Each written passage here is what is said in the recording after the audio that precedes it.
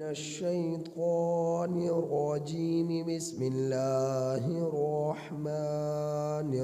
الرحيم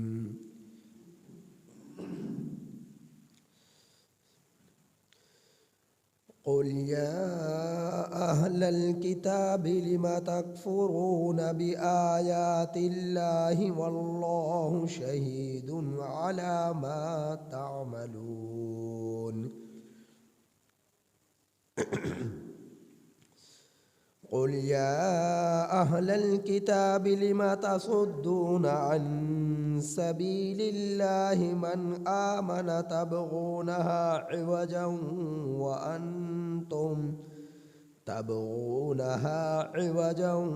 وأنتم شهداء وما الله بغافل عما تعملون يا أيها الذين آمنوا إن تطيعوا فريقا من الذين أوتوا الكتاب يردوكم بعد إيمانكم كافرين وكيف تكفرون وأنتم تتلى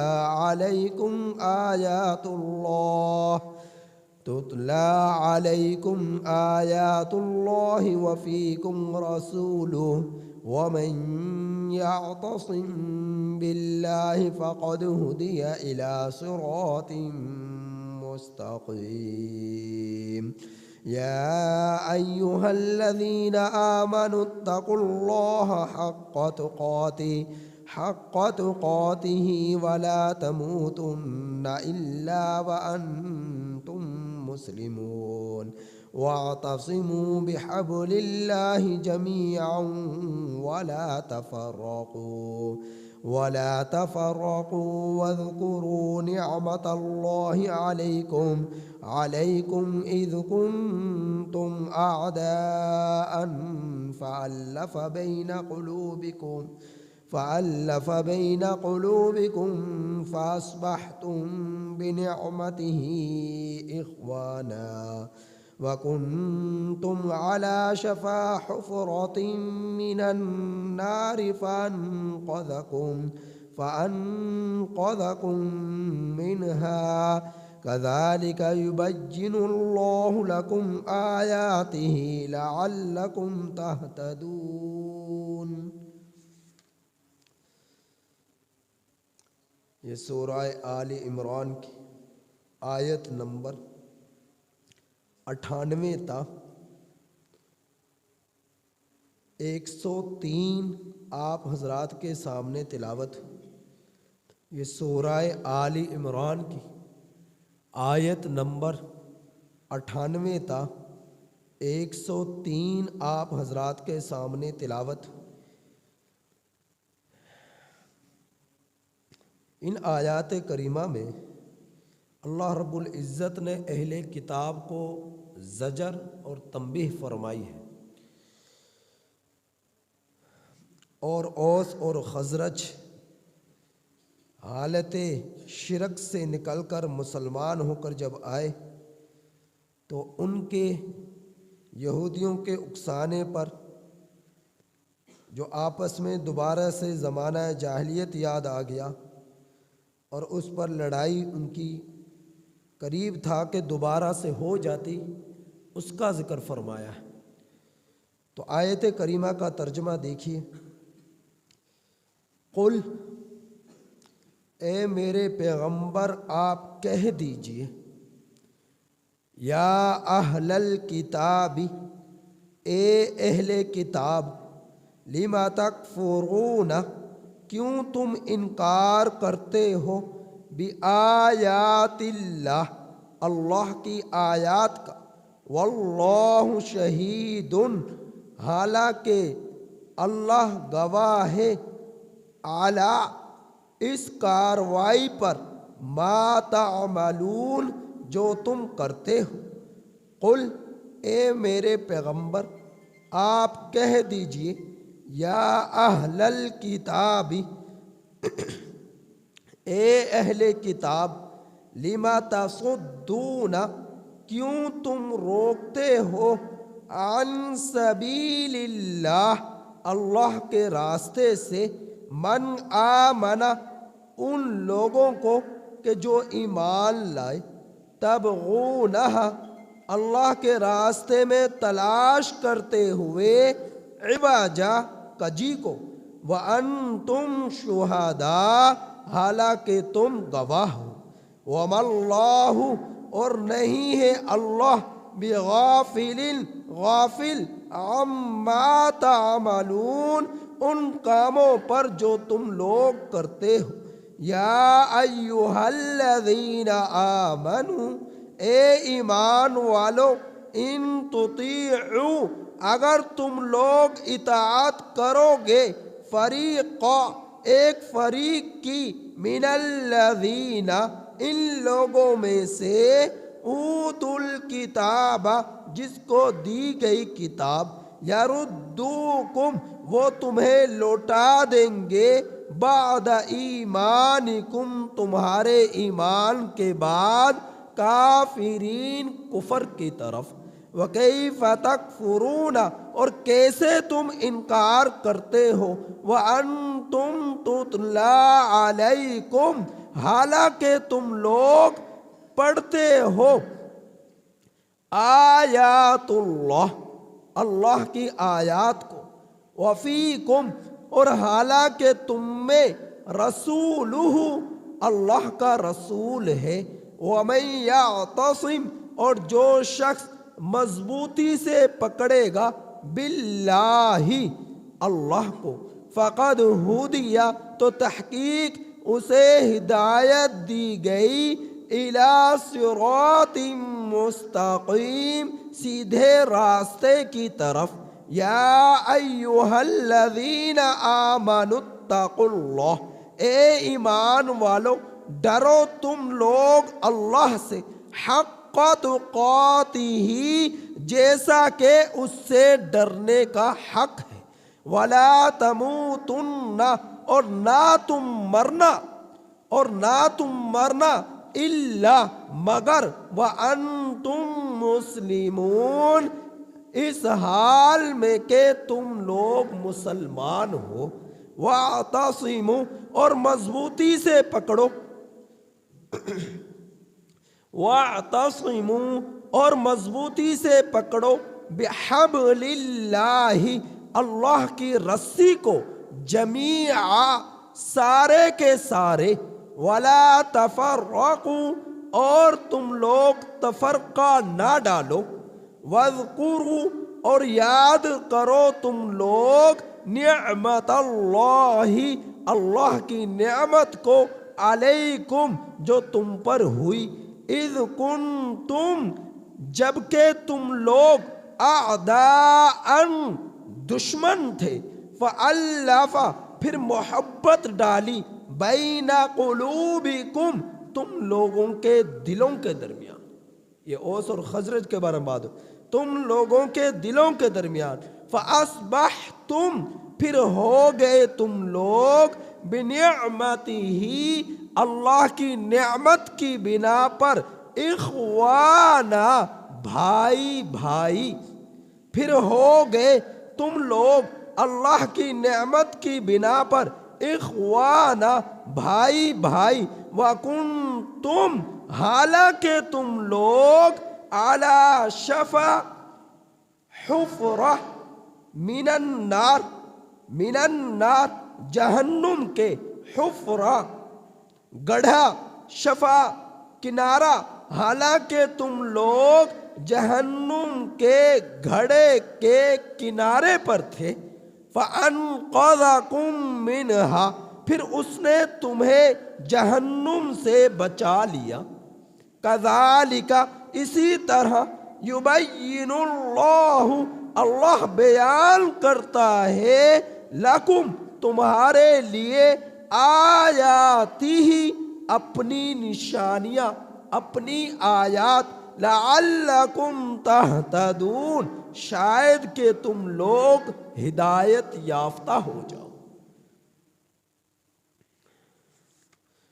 ان آیات کریمہ سے پہلے حضرت ابراہیم علیہ الصلاۃ والسلام کے مرکزی قبلے کا ذکر تھا، بیت اللہ شریف کی تعمیر کا ذکر، تمام انسانوں کے لیے قبلے کا ذکر، اور اس کے متعلقہ میں نے آپ حضرات کے سامنے تفصیل سے بیان کر دی کہ بیت اللہ کو سب سے پہلے کس نے تعمیر کیا، مسجد اقصیٰ کو سب سے پہلے کس نے تعمیر کیا، اور اس کے درمیان کتنی مسافت تھی۔ تو ان آیات کریمہ میں اللہ جل جلالہ نے چونکہ پیچھے سے یہ بیان جگہ جگہ چلا آ رہا تھا کہ اہل یہود، اہل نصارہ، اہل مشرکین سب کے سب اپنا تعلق حضرت ابراہیم علیہ السلام سے جوڑا کرتے تھے کہ ابراہیم ہمارے، ہم ابراہیم کے ہیں۔ تو انہوں نے اعتراضات کر دیے اونٹ اونٹنی کے گوشت پر، تو وہ بھی اس بات میں جھوٹے تھے، غلط تھے۔ خلاصہ یہ کہ اللہ کے رسول ساری آیات سے پیچھے کی گفتگو سے یہ بات ثابت ہو چکی کہ حضرت ابراہیم علیہ السلام سے اگر کسی کا تعلق تھا تو وہ اللہ کے رسول صلی اللہ علیہ وسلم کا تھا، نبی کریم صلی اللہ علیہ وسلم پر ایمان لانے والوں کا تھا، یعنی نبی کریم صلی اللہ علیہ وسلم کے اصحاب کا تھا۔ حضرت ابراہیم علیہ السلام سے تعلق کہ دین محمدی یہ پوری طرح دین حنیف یعنی ابراہیم علیہ السلام کے دین کے مطابق ہے، اور حضرت ابراہیم علیہ السلام نے کفر نہیں کیا تھا، شرک نہیں کیا تھا، ان تمام چیزوں سے وہ پاک تھے، جبکہ اہل یہود، اہل نصارہ، اہل مشرکین سر سے لے کر پاؤں تک پوری طرح شرک کا اندر ڈوب چکے تھے۔ اب اگلی بات جو میں نے ذکر کرنے کی تھی کہ چونکہ یہودی ہر وقت ان کی سازشیں چلتی اور نبی کریم صلی اللہ علیہ وسلم کو ستانے کی کوششیں کرتے اور مسلمانوں کو دین اسلام سے دور کرنے کی کوششوں میں ہر ہمہ تن سرگرداں رہتے، تو میں اللہ رب العزت نے ان کی تمام کوششوں کو ناکام بنا دیا، اکارت کر دیا، بیکار کر دیا، اور ان کی کوششوں میں ہی انہیں ڈبو دیا اور رسوا اور ذلیل کر دیا۔ تو ان کوششوں کا کہ جو ان کی ہر وقت رہتی کہ مسلمانوں میں سے آپس میں ہی جھگڑے ہو جائیں، لڑائیاں ہو جائیں، نفرتیں پھیل جائیں اور یہ دین اسلام سے دور ہو جائے، انہی کوششوں میں سے ایک کوشش کا اللہ رب العزت نے ذکر فرمایا۔ لیکن اس تفصیل کو بیان کرنے سے پہلے میں آپ حضرات کے سامنے یہ بیان کرتا چلوں، جو کہ پیچھے بھی میں ذکر کر چکا تھا کہ مدینہ المنورہ کے اندر 3 قبائل اہل یہود کے آباد تھے، بنو قریظہ، بنو نذیر، بنو قینقاع۔ یہ 3 قبیلے ایسے تھے جو اہل یہود کے تھے، اور 2 قبیلے مدینہ المنورہ میں اور بھی تھے، ایک اوس، دوسرا خزرج۔ یہ یہودیوں کو جو 3 قبائل تھے، یہ ان کے آپس میں کسی نہ کسی بات پر چپکلش ہوتی رہتی تھی، آپس میں چھوٹی موٹی باتوں پر تنازع چلتے رہتے، جھگڑے چلتے رہتے۔ لیکن یہودیت کے نقطے پر آ کر تینوں قبائل ایک تھے، مذہب کے اعتبار سے دیکھا جاتا تو تینوں ایک نقطے پر قائم ہیں، لیکن آپس میں جس طرح برادریوں میں لڑائیاں جھگڑے چھوٹی موٹی باتوں پر ہوتے رہتے ہیں، اس طرح ان کے ہوتے رہتے تھے۔ لیکن جب یہودیت کے نقطے پر آتے تو سب یکجان ہو جاتے۔ یہ یہودی، اہل یہود کی کیفیت یہ تھی کہ پڑھے لکھے لوگ بھی تھے، زمینیں ان کی بہت زیادہ تھی، تجارت پر ان کا غلبہ تھا، اور دکانداریاں بازار ان کے سجتے تھے، اور کالج یونیورسٹیاں اس دور کے اعتبار سے ان کی بنی ہوئی تھی، اور بڑے ہی پڑھے لکھے لوگ تھے۔ اور دوسری سمت اوس اور خزرج ان کی سالہ سال سے آپس میں لڑائیاں چل رہی تھی، حالانکہ تھے مشرک، لیکن آپس میں ان کی لڑائیاں ہوا کرتی تھی، آپس میں ایک دوسرے قریب قریب ان کے علاقے تھے، آمنے سامنے ان کے علاقے تھے،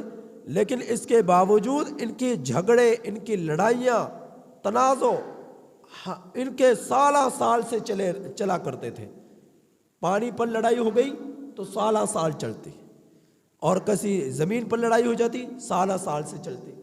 کسی جانور کے پانی پلانے پر لڑائی ہوتی تو سالہ سال سے چلتی۔ یعنی چھوٹی چھوٹی باتوں پر، معمولی باتوں پر اوس اور خزرج کی سالہ سال سے لڑائی چلتی رہتی، جس کے بارے میں مفسرین نے بیان کیا کہ ایک لڑائی ان کے اندر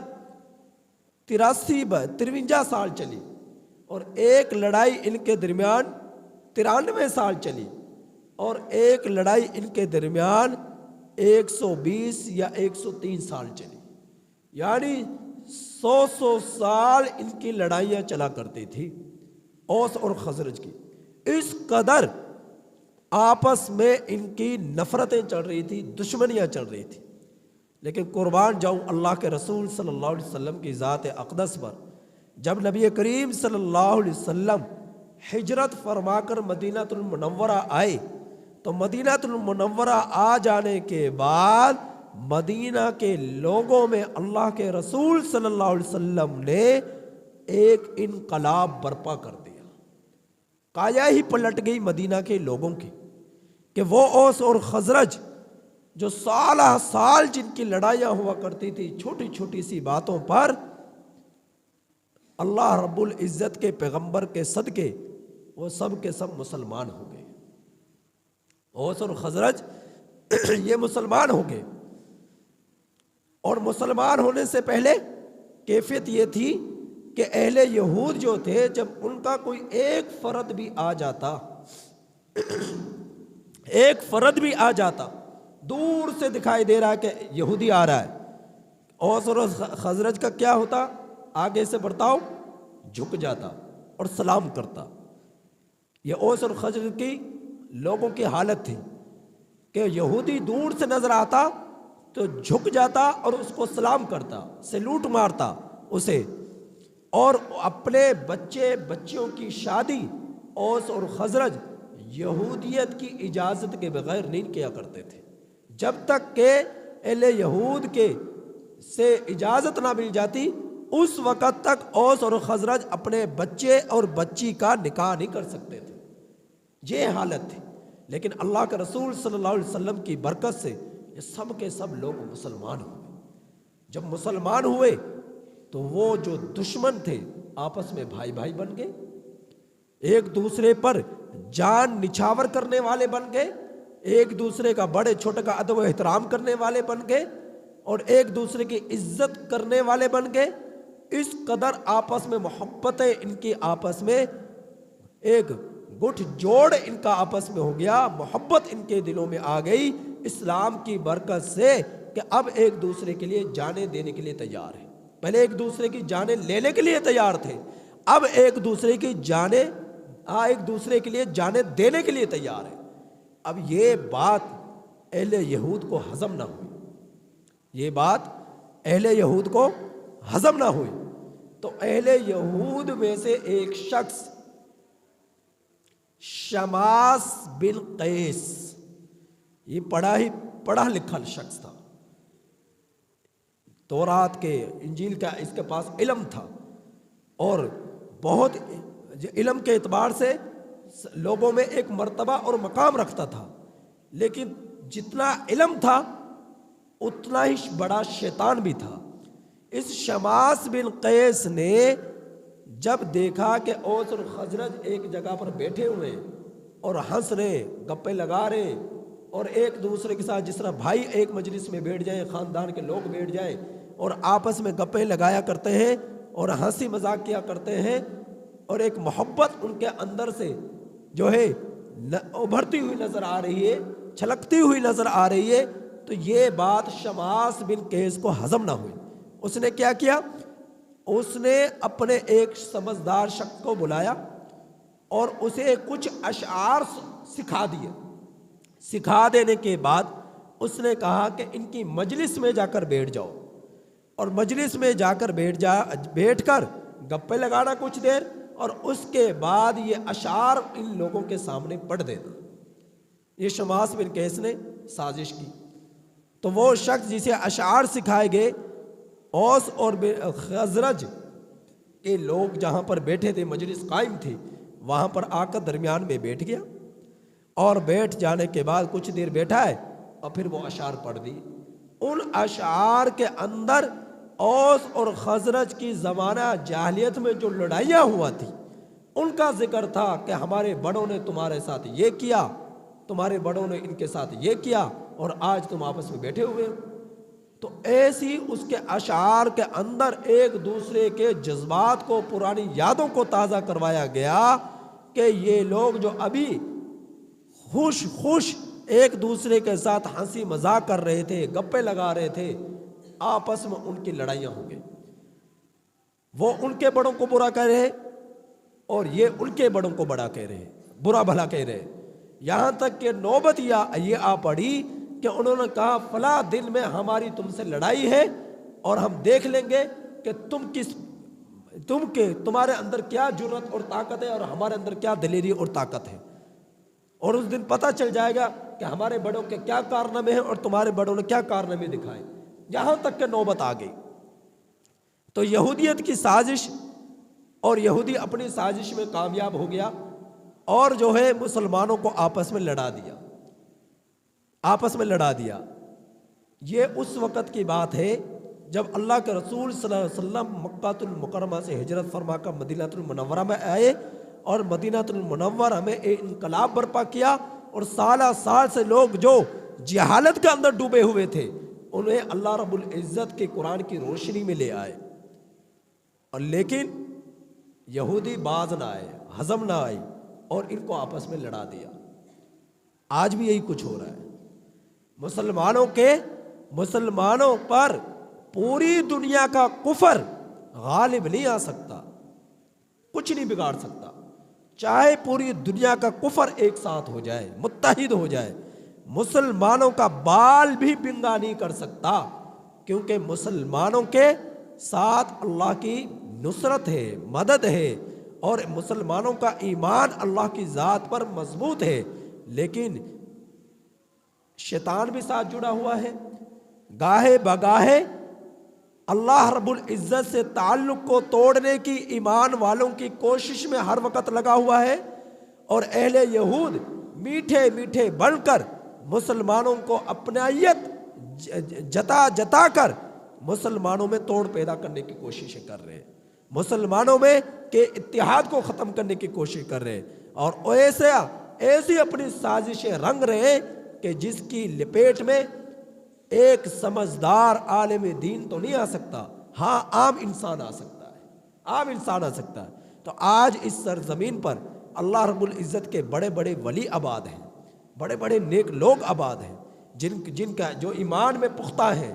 جن کی رات اور دن ہر وقت اپنے رب سے تعلق مضبوط ہے۔ لیکن اگر ہم یہ کہیں کہ یہودی ہمارے بھائی بن جائیں گے، یہودی ہمارے اپنے بن جائیں گے، تو یہ غلط فہمی اپنے ذہنوں سے نکال دیں۔ کچھ ہمارے بڑے بڑے عہدوں پر قائم لوگ، وہ ان لوگوں کے جو ہے ان لوگوں کی سازشوں میں رنگ جاتے ہیں، اور پھر اپنے مسلمانوں کو نقصان پہنچانے کی کوشش کرتے ہیں۔ کبھی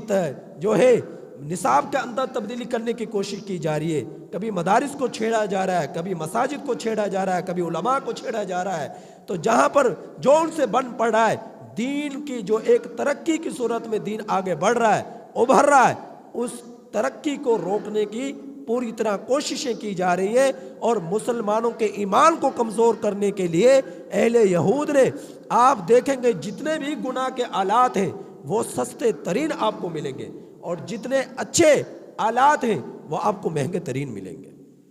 یہ آج کیفیت ہے۔ تو غرض خیر، یہ درمیان میں ضمناً بات آ گئی۔ تو اہل یہود نبی کریم صلی اللہ علیہ وسلم کے زمانے سے ہی اپنی سازشیں ہر وقت یہ سازشیں کیا کرتے کہ کسی طرح مسلمانوں کو ایمان سے دوبارہ کفر کی طرف پھیر دیا جائے، جبکہ ان کے درمیان اللہ کی کتاب تورات بھی موجود تھی، انجیل بھی موجود تھی. یجدونہ مکتوبا عندہم فی التوراۃ والانجیل، یہ اس کے تورات میں انجیل میں لکھا ہوا ان لوگوں نے پایا اللہ کے رسول کے بارے میں، اس دین کے بارے میں کہ آخر زمان پیغمبر آئے گا، یہ اس کے اوصاف ہوں گے، یہ اس کی خصوصیات ہوں گی، ایسی اس پر کتاب نازل ہوگی، ایسی اس کی امت ہوگی. سب کچھ یہ لوگ پڑھ چکے ہیں. آپ صلی اللہ علیہ وسلم کو دل سے مانتے تھے کہ آپ صلی اللہ علیہ وسلم رسول ہیں،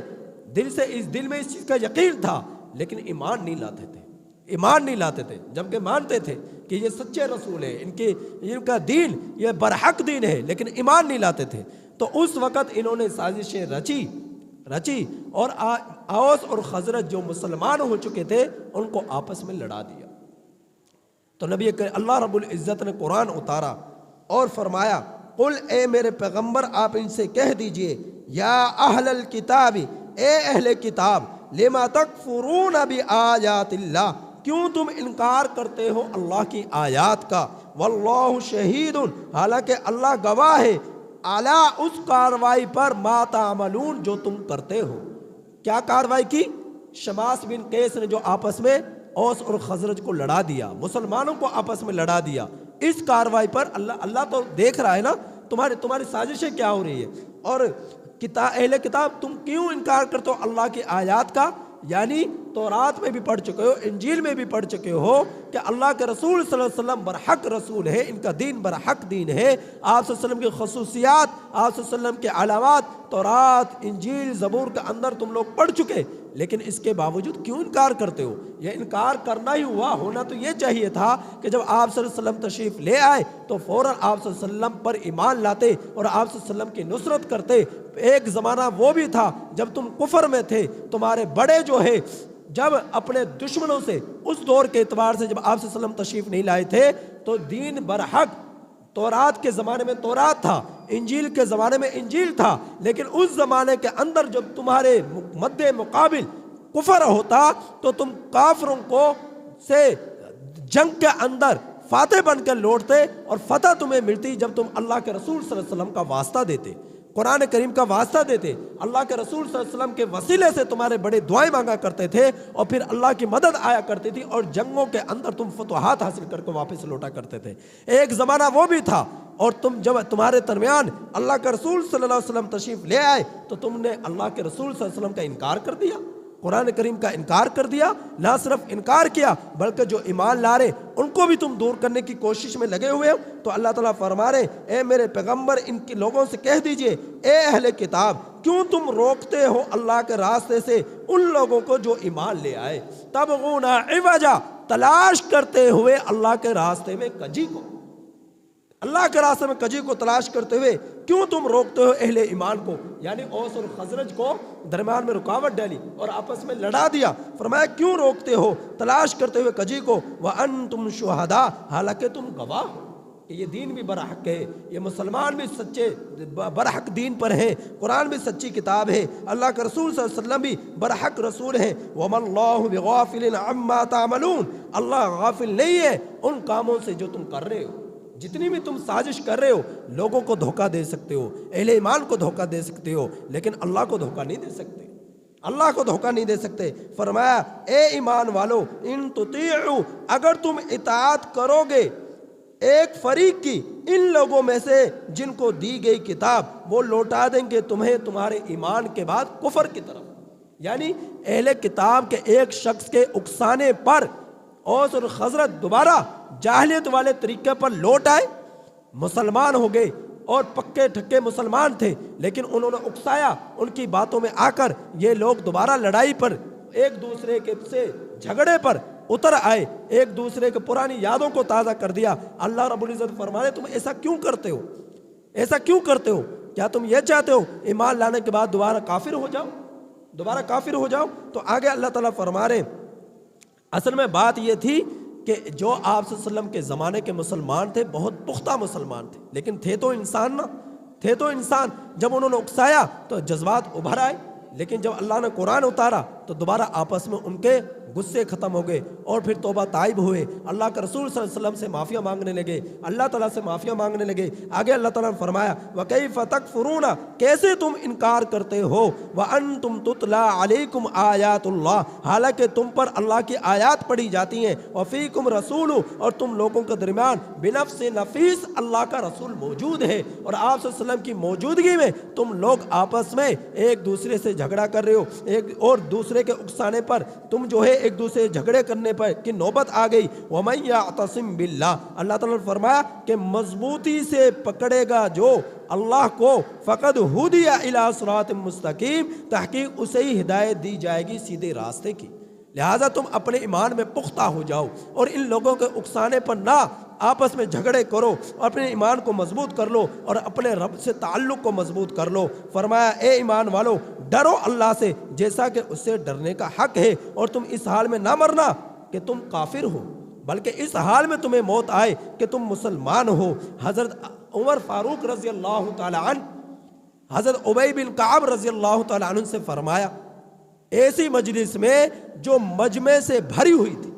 لوگوں کے ہجوم سے بھری ہوئی تھی، اس مجمع میں حضرت فاروق اعظم رضی اللہ تعالی عنہ نے حضرت ابی بن کعب جو قرآن کے ماہر تھے، قرآن پر بڑا ہی عبور تھا، ان سے فرمایا اے ابی، اصل میں مقصد یہ تھا کہ لوگوں کو سمجھایا جائے۔ پوچھا اے ابی مجھے ذرا یہ تو بتلا اللہ تقوی کیا چیز ہے، تقوی کیا چیز ہے، تقوی کسے کہتے ہیں، تقوی کسے کہتے ہیں؟ تو حضرت ابی بن کعب رضی اللہ تعالیٰ عنہ نے فرمایا تقوی اسے کہتے ہیں کہ ایک شخص جس نے لمبا جبہ پہنا ہو اور وہ پہن کر گزرے ایک ایسے راستے سے جس کے دونوں کناروں پر خاردار جھاڑیاں ہوں۔ آپ اندازہ کیجئے وہ شخص اس خاردار جھاڑیوں والے راستے کے درمیان سے کیسے گزرے گا؟ پھر فرمایا وہ ایسے گزرے گا کہ اپنے دامن کو سمیٹ لے گا، کپڑوں کو مضبوطی سے پکڑ لے گا کہ کہیں میرا کپڑا ان کانٹوں میں الجھ نہ جائے۔ تو بڑی احتیاط کے ساتھ اس راستے کو وہ عبور کرے گا کہ کانٹا مجھے چبھ نہ جائے، کانٹا میرے کپڑوں کو مس نہ ہو جائے۔ جس طرح وہ بچتا ہوا اس راستے کو عبور کرتا ہے، اس طرح دنیا کے اندر ایک مسلمان کو زندگی گزارنی چاہیے، اللہ تعالیٰ کی نافرمانی سے بچتے ہوئے کہ کہیں کوئی شیطان اپنی چونچ گناہ کی صورت میں مسلمان کے دل پر نہ وار کر ڈالے، مسلمان کو چبو نہ ڈالے کہ گناہ کروا دے، مسلمان کے دل میں وسوسہ ڈالے۔ پہلے زمانے میں ایسا ہی ہوتا تھا کہ بڑے بڑے جبے ہوا کرتے تھے، بڑے بڑے لباس ہوا کرتے تھے۔ نبی کریم صلی اللہ علیہ وسلم کے جسم مبارک پر جو لباس ہوتا، 3 طرح کے اس کے بارے میں قول ملتے ہیں کہ 3 طرح کا لباس نبی کریم صلی اللہ علیہ وسلم نے پہنا اپنی زندگی میں۔ ایک لباس کہ جو ٹخنوں کے نیچے تک کپڑا جاتا، ٹخنوں کے نیچے تک کپڑا جاتا ہے، اتنا بڑا جبہ۔ ایک جبہ وہ جو نبی کریم صلی اللہ علیہ وسلم نے کی پنڈلیوں تک آیا، پنڈلیوں تک جبہ آئے۔ تیسرا جبہ وہ کہ جو آپ صلی اللہ علیہ وسلم عام طور پر پہنا کرتے، گھٹنوں، یعنی کہ آپ صلی اللہ علیہ وسلم کی جس زندگی میں پہننے کا معمول تھا، یہ جو آپ کے گھٹنے ہیں، ان گھٹنوں سے اوپر تقریباً 2-3 انچ کے فاصلے پر، گھٹنوں سے ذرا اوپر، یعنی آپ صلی اللہ علیہ وسلم نے یہ 3 طرح کے لباس پہنے۔ لیکن ٹخنوں سے نیچے لباس کا پہنچنا، شلوار کا یا قمیض کا، شلوار کا یا قمیض کا ٹخنوں سے نیچے تک پہنچنا، یہ جائز نہیں ہے، یہ جائز نہیں ہے۔ یا آپ صلی اللہ علیہ وسلم نے اس کی ممانعت فرمائی، اگرچہ یہ 3 طرح کے لباس آپ صلی اللہ علیہ وسلم نے پہنے تھے، لیکن حکماً منع فرمایا کہ ٹخنوں سے نیچے تمہارا کپڑا نہ جائے۔ اگر جو حصہ تمہارا ٹخنوں سمیت چھپ گیا کپڑے سے، وہ جہنم میں جائے گا، وہ جہنم میں جائے گا۔ تو خیر یہ ضمناً بات آ گئی۔ تو حضرت ابی بن کعب رضی اللہ تعالیٰ عنہ نے تقوی کا مفہوم بتلایا۔ تو ہم لوگوں کو دنیا کے اندر زندگی اس طرح گزارنی چاہیے، اس طرح گزارنی چاہیے کہ ذرا ہم سنبھل کر اس زندگی کے سفر کو طے کریں۔ کہیں ایسا نہ ہو کہ زندگی کے اس سفر میں ہم شیطان کے راستے پر چل پڑے، حرام حلال کی تمیز نہ کرے، شراب پیے، جوئے کھیلیں، سود کھائیں، جھوٹ بولے، لڑائی کرے، جھگڑے کرے، نفرتیں کرے، کینہ رکھے، بغض رکھے، رشوت لے، یہ سارے کے سارے شیطانی کام ہیں اور یہ کانٹے ہیں، کانٹے ہیں۔ ان کانٹوں سے بچتے ہوئے زندگی گزارنی ہے اور زندگی کے اس سفر کو طے کرنا ہے۔ تو اللہ تعالیٰ نے فرمایا اے ایمان والو تم ڈرو اللہ سے تقوی اختیار کرو جیسا کہ اسے تقوی اختیار کرنے کا حق ہے، اور تم اس حال میں نہ مرنا کہ تم مسلمان ہی نہ ہو، بلکہ اس حال میں مرنا کہ تم مسلمان ہو۔ وَاعْتَصِمُوا بِحَبْلِ اللَّهِ، اور مضبوطی سے پکڑ لو اللہ کی رسی کو سارے کے سارے، اور آپس میں تفرقہ نہ ڈالو۔ تو اوس اور خزرج انہیں سمجھایا گیا کہ اللہ تعالیٰ سے تعلق کو مضبوط کر لو اور تمہارا تعلق کمزور نہ ہو کہ تم جو ہے کسی تیسرے کے اکسانے پر تفرقے میں ڈل جاؤ اور دشمن بن جاؤ اور جھگڑے کرنا شروع کر دو، ایک دوسرے سے نفرتیں کرنا شروع کر دو۔ ایسا نہ ہو، بلکہ تم ایک جان بن جاؤ، متحد ہو جاؤ، بھائی بن جاؤ اور اللہ تعالیٰ سے تعلق کو مضبوط کر لو۔ وَاذْكُرُوا نِعْمَةَ اللَّهِ عَلَيْكُمْ، اور یاد کرو تم لوگ اللہ کی نعمت کو جو اس نے تم پر کی، کہ ایک وقت ایسا تھا اے اوس اور خزرج کہ تم لوگ اذ کنتم اعداء آپس میں دشمن تھے، سال سو سال ایک صدی تم لوگوں کی دشمنیاں چلی آ رہی چھوٹی چھوٹی باتوں پر۔ فَأَلَّفَ بَيْنَ قُلُوبِكُمْ، پھر تمہارے رب نے تمہارے دلوں میں محبت ڈالی، اور محبت ایسی ڈالی کہ جو دشمن تھے فَأَصْبَحْتُمْ بِنِعْمَتِهِ إِخْوَانًا، پھر تم لوگ ہو گئے اللہ کی نعمت کی بنا پر بھائی۔ نعمت کیا؟ ایمان۔ نعمت کیا؟ اسلام۔ نعمت کیا؟ اللہ کے رسول صلی اللہ علیہ وسلم کی ذات اقدس، کہ اللہ کے رسول صلی اللہ علیہ وسلم تم میں موجود ہے، اسلام تم میں موجود ہے، قرآن تمہارے سامنے اتر رہا ہے، تو تم سب کچھ اپنی زندگی میں دیکھ رہے ہو، تو تم لوگ آپس میں بھائی ہو جاؤ۔ یہ اللہ کا تم لوگوں پر احسان ہے اور بہت بڑی نعمت ہے جو اللہ رب العزت نے تم لوگوں کو عطا فرمائی۔ وَكُنْتُمْ عَلَى شَفَا، اور ایک وقت تم ایسا تھا کہ جب تم بھائی نہ تھے، مسلمان نہ ہوئے تھے، اللہ کا رسول صلی اللہ علیہ وسلم ہجرت فرما کر مدینہ المنورہ تشریف نہیں لائے تھے، آپ صلی اللہ علیہ وسلم کی ولادت سے قبل سے ہی تم سال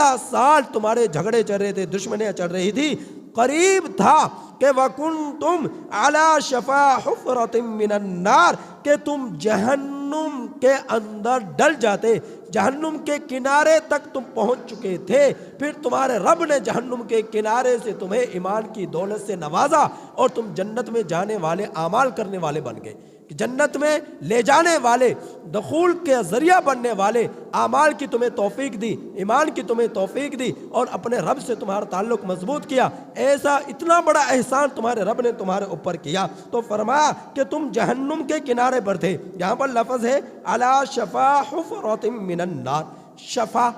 یہ شفا کا لفظ شفا شین کے زیر کے ساتھ بھی آتا ہے، شین کے زبر کے ساتھ بھی آتا ہے۔ اگر تو شین کے زیر کے ساتھ ہو پھر اس کا معنی ہے بیماری سے تندرست ہونا،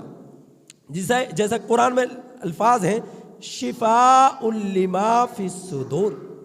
شفاء لما فی الصدور، اسی طرح پر شفاء للناس کے الفاظ قرآن میں آئے ہیں۔ قرآن شفا ہے لوگوں کے لیے، لیکن اگر شین پر زیر کے بجائے زبر آ جائے پھر اس کا معنی ہوتا ہے کنارہ۔ تو اس جگہ پر اس لفظ کا معنی آیا کنارہ، کہ تم لوگ جہنم کے گھڑے کے کنارے پر تھے۔ یہ اوس اور خزرج کو بتلایا جا رہا ہے فَأَنْقَذَكُم مِّنْهَا، پھر تمہیں تمہارے رب نے جہنم سے بچا لیا،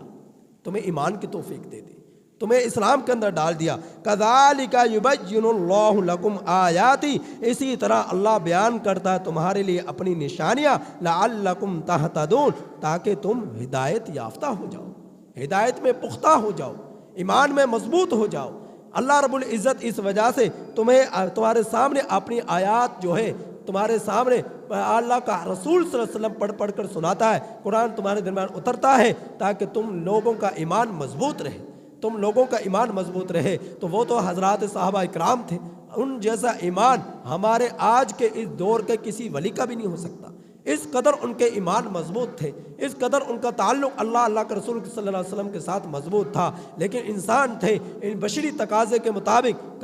کبھی ایسا بھی ہوا کہ شیطان اپنے وار میں کامیاب ہوا، لیکن اللہ رب العزت نے انہیں توفیق دی، توبہ کی، پھر ایسی توبہ کی کہ اگر کسی ایک صحابی کی توبہ پوری روئے زمین کے گناہ گاروں پر تقسیم کر دی جائے تو اس کی برابری نہیں ہو سکتی، ایسی انہوں نے توبہ کی۔ اللہ رب العزت سے دعا ہے کہ اللہ تعالی ہم سب کے دلوں میں عشق رسول صلی اللہ علیہ وسلم عطا فرمائے، عشق صحابہ رضی اللہ تعالیٰ عنہم اجمعین عطا فرمائے، عشق الہی عطا فرمائے، اور ایمان میں اور اسلام میں ہم سب لوگوں کو پختہ فرمائے۔